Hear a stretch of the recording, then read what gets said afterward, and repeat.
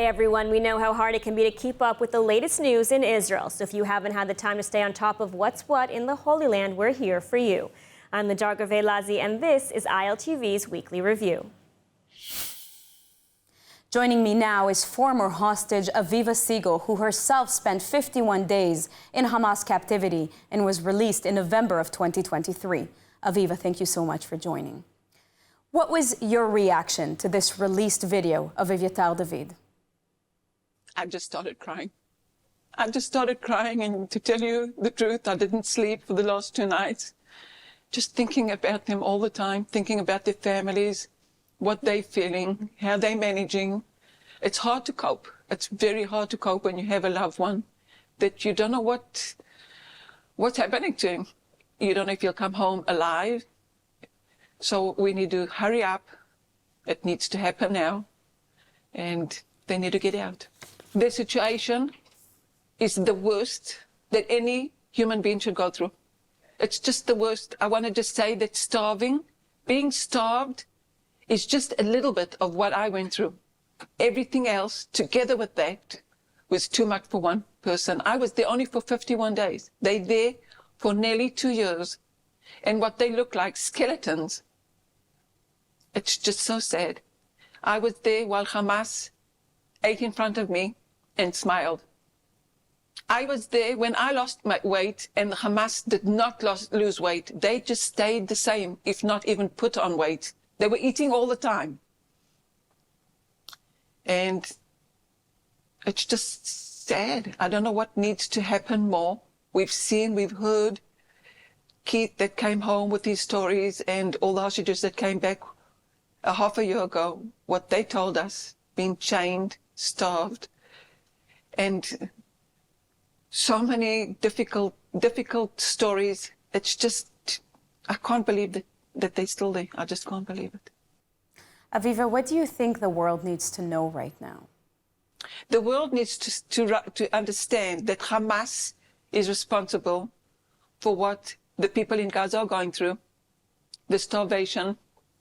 They are in charge of the hostages, and they need to be responsible enough to give them food like they're eating and to keep them alive.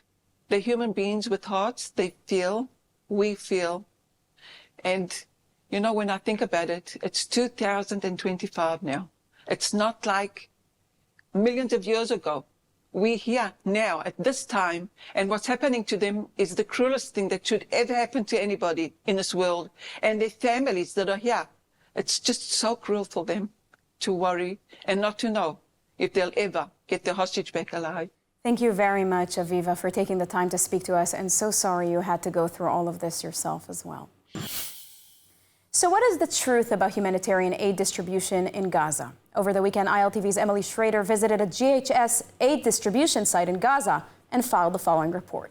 Well, hello from the Gaza Strip. I am now at the Humanitarian Aid Distribution Center for the United Nations. Now, this site has been the center of controversy in recent days because of the failure of the United Nations to distribute the thousands of pallets of aid that are sitting here and have been sitting here for many weeks. Now, we spoke with a senior IDF officer just a few moments ago who confirmed that over 5,000 trucks have been approved and moved into the Gaza Strip waiting to be distributed. Just looking around this area, we've seen that there is medicine, aid being shipped from the United Arab Emirates. We've seen aid specifically designated for the United Nations, hundreds of pallets of flour, baby food, and other critical supplies that the people of Gaza are not receiving as a result of the UN failing to do their job. The IDF also confirmed that the Gaza Humanitarian Foundation, which is a separate distribution center nearby, has distributed over 95 million meals since aid was reinstated on May 19th. The UN, however, has confirmed, according to their data, that approximately 87% of the convoys of the aid trucks that are picked up by the United Nations have been looted, either by Gazans on the ground or by Hamas on the ground inside Gaza. One of the things that was specifically mentioned earlier is that there are now 4 different humanitarian aid crossings that are operational. There are hundreds of trucks coming in every single week, providing critical supplies to the people of Gaza. In addition to that, the IDF has taken more steps in recent days to provide more humanitarian aid to the people of Gaza, including airdrops of aid provided by Jordan and the UAE, as well as ensuring humanitarian corridors, pauses in fighting in order to better distribute that humanitarian aid, and additional measures. Well, joining us to discuss the upcoming plan to potentially reoccupy Gaza is our panel, Ori Schrader, Director of Research at IDSF, and former Ambassador Yoram Edinger, an expert on U.S.-Israel relations and the Middle East. Ambassador Edinger, thank you so much for joining us today. I want to start with you. Now, how likely is this to happen? Is this just sort of strategic maneuvering? Well, Emily, I think Israel really reached a dead-end situation here where Hamas didn't give us much of a choice. I'm reminding you that Israel already agreed to several propositions by Witkoff and by the U.S. administration, passed it on to Hamas, and for a minute there it seemed that Hamas gave its tacit approval, but then the requests and modifications were completely out of the question. Israel wants to release all hostages. But it cannot receive these kind of absolutely out of the question responses from Hamas. But what we also see, in my opinion, is the biggest gaslighting campaign in history, where Israel is portrayed as a genocidal power that joyfully kills and starves Palestinians, where we saw this week one more time just how cruel Hamas is, just how cruel, and the PIJ, by the way, how cruelly they treat our hostages. And so I think we reached a point where Israel has no choice. It has to occupy the remainder of 25% of the Gaza Strip in order to release the hostages and ensure that there will never be any more hostages in the future. Now, Ambassador Edinger, if the Israeli government does indeed move forward, what would the diplomatic ramifications be for this move internationally?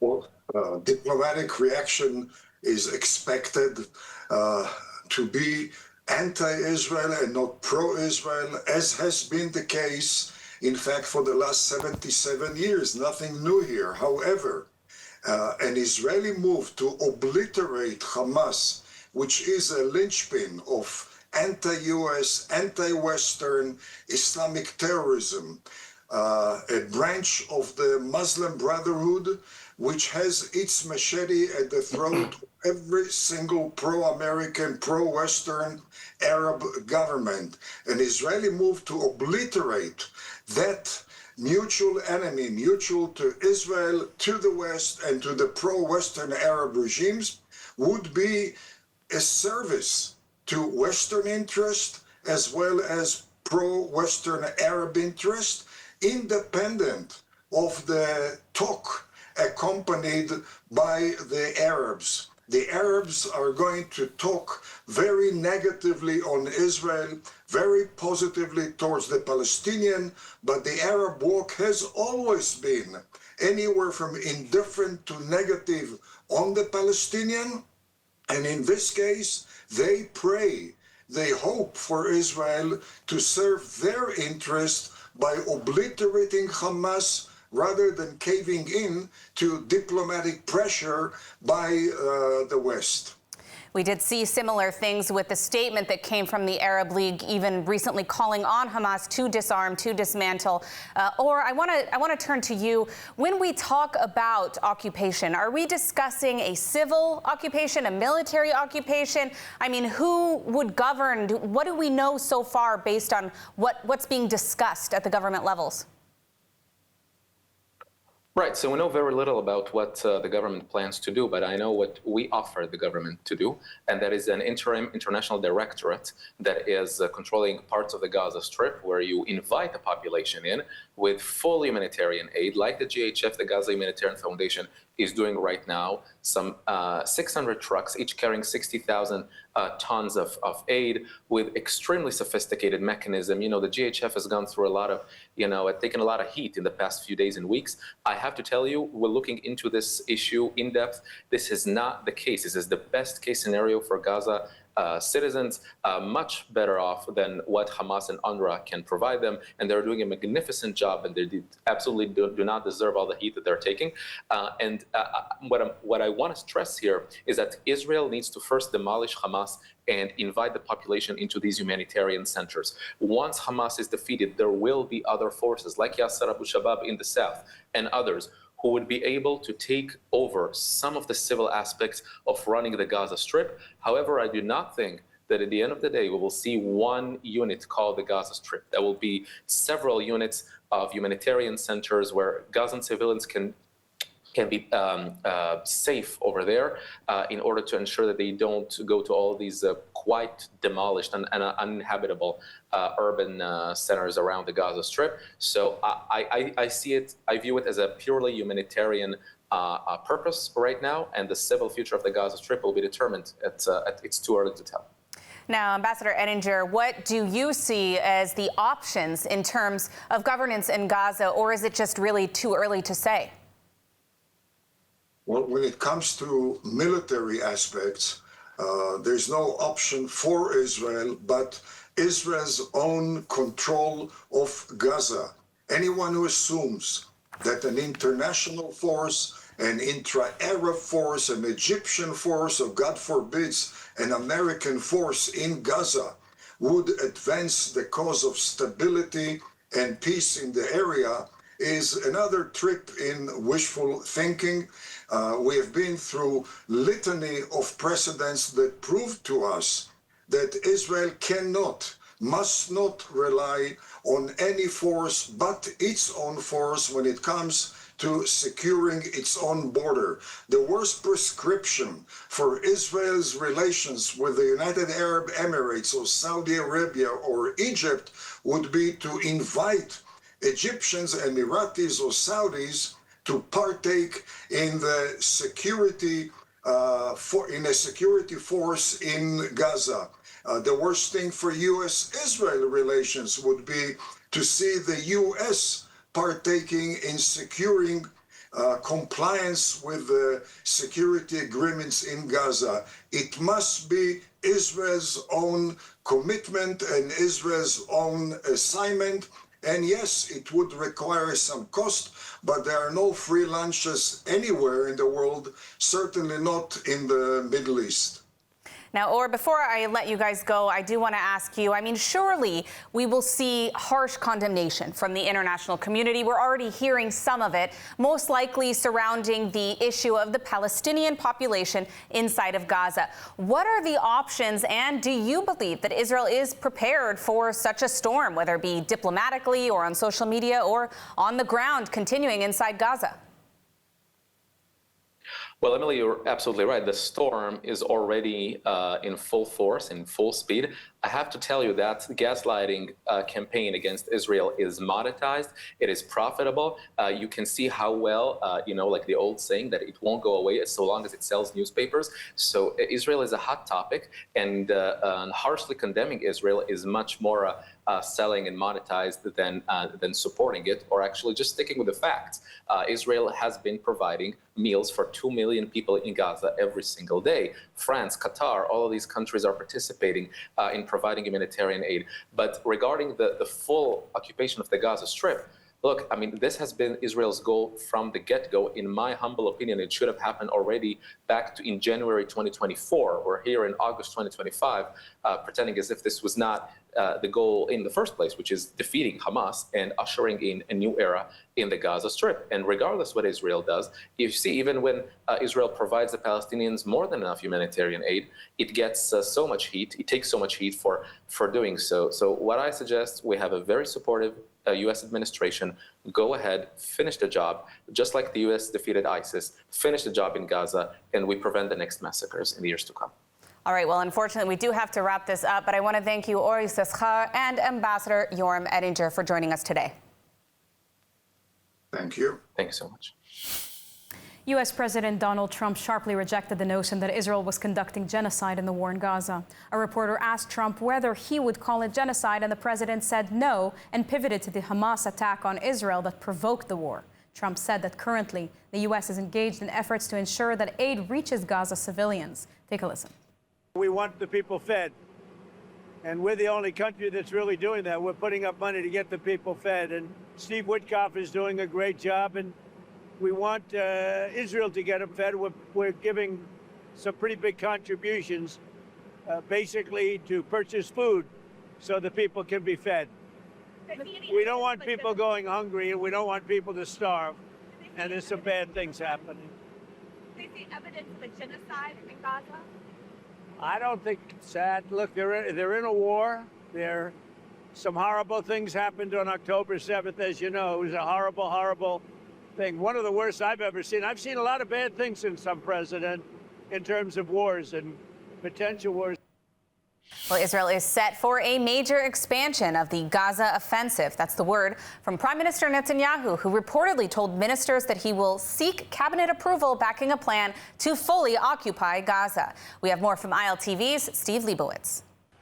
It's day 669 of the war in Gaza, and for the first time there are indications that the IDF mission will be the complete occupation of the entire enclave and its some 2 million Palestinian civilians. Several ministers reportedly said that Prime Minister Netanyahu used the term occupation of the Strip in private conversation to describe his vision for the expansion of the IDF operations. Ynet quoted a senior official saying, "The die is cast. We are going for a full occupation of the Gaza Strip." Netanyahu has yet to say as much in his own words. These were his most recent public comments on the matter. אנחנו בעיצומה של מלחמה עצימה שבה השגנו הישגים גדולים מאוד היסטוריים כי לא היינו מפוצלים, כי עמדנו יחד ולחמנו יחד. אנחנו צריכים להמשיך לעמוד יחד ולהילחם יחד כדי להשיג את מטרות המלחמה שהצבנו, את כולן. את הכרעת האויב, שחרור חטופינו, והבטחה שעזה לא תהווה יותר איום על ישראל. בהמשך השבוע אני אכנס לקבינט כדי להנחות את צה"ל כיצד להשיג את שלוש המטרות הללו, כולן בלי יוצא מן הכלל. The IDF currently holds control of about 75% of Gaza, but under the new plan, the army would occupy the remaining areas as well, bringing the entire Gaza territory under Israeli control. IDF Chief of Staff Eyal Zamir has reportedly advised against the plan to take over all of Gaza, assessing that it could take years to clear all of Hamas infrastructure, and it could put the hostages in danger of execution from their captors as troops approach where they are being held. But the decision will come from the political echelon, which is pushing for full occupation, and the IDF will move to carry out the orders if and when given.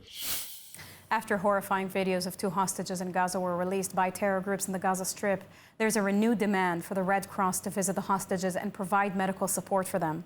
ILTV's Shosh Bedrosian joins us now with the latest on this. Shosh, where is the request stemming from? Well, Sivan, it stems from a phone call conversation Prime Minister Netanyahu made Sunday night to the head of the Red Cross delegation in the region, requesting immediate involvement in providing food and medical care to the 20 hostages who are still believed to be alive. The tragic images that were released of hostages Evitar David and Rom Braslavsky has evoked emotion in the Prime Minister, as both men were seen in deteriorating yet emaciated condition inside of captivity. David, whose bones were sticking out of his body, reminiscent of someone in a Nazi concentration camp, has sparked the Prime Minister to tell the Red Cross that the reality on the ground in Gaza is that systemic starvation is being carried out against the hostages. The Prime Minister's office says he told the head of the delegation, quote, "The world cannot remain indifferent to the shocking images that are reminiscent of Nazi crimes." The Red Cross released a statement on X after the phone call took place, saying they are, quote, "appalled by the harrowing videos published over the last few days of Israeli hostages," and continuing to say there is stark evidence of life-threatening conditions in which the hostages are being held in.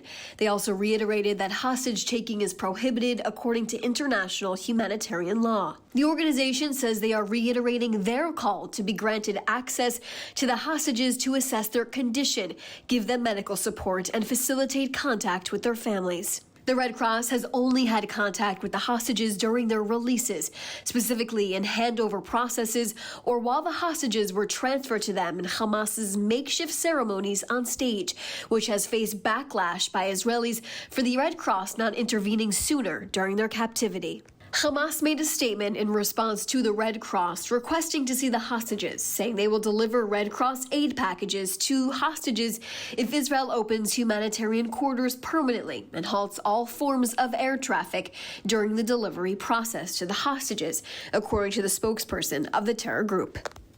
Sivan, the Hostages Family Forum, has been calling on the Red Cross to deliver aid and render medical support for the hostages since they were kidnapped on October 7th. They responded to their statement saying the Red Cross never had access to the hostages during the entire 668 days in captivity and, quote, have been denied medical care, food, and all communication with us for over 600 days. They continue to say they welcome possible Red Cross access for the first time and urge for there to be no delay in it. The forum insists the only way to save the 50 hostages still in captivity is for all of them to be released. Sivan? Thank you very much, Shosh. At Hostages Square in Tel Aviv, a group of Holocaust survivors that lived through Nazi death camps came to show support and solidarity with the families of the hostages suffering in Gaza. Survivors say they were shaken by the recent Hamas propaganda videos of emaciated Israeli hostages and appealed for maximum efforts to bring them home. But the hunger that we saw there, it makes me so, I can't explain how sad, unbelievable people are. כשראיתי את התמונות הזדעזעתי והמחשבה החזירה אותי למחנות הריכוז בהם אני הייתי לפני 80 שנה. אני מרגיש את החוסר אוכל, את הצמא, את הרעב, שבן אדם שלא עובר את זה לא יכול להבין את זה. רק מי שעבר דבר כזה מבין מה שהמסכנים האלה עוברים, ואני משתגע.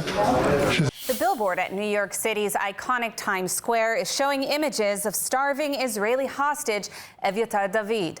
The high-profile move by the Foreign Ministry and the Israeli consulate in New York is aimed at raising public awareness about the conditions of 20 living Israeli hostages still held by Hamas. The recently released video depicts emaciated hostage Aviva David on the large screen. The footage is accompanied by captions reading, "Hamas is starving the Israeli hostages," and are ignored by the media too busy echoing Hamas propaganda. David was abducted by Hamas from the Nova Music Festival on October 7, 2023, and is being held in Gaza for 669 days. Medical officials who viewed the tape say the Israeli hostages have lost about half their body weight and may be very close to death. For more of the latest updates from Israel, make sure to subscribe to our newsletter at ILTV.tv or download the ILTV Plus app. That's it for ILTV's weekly review. See you next week.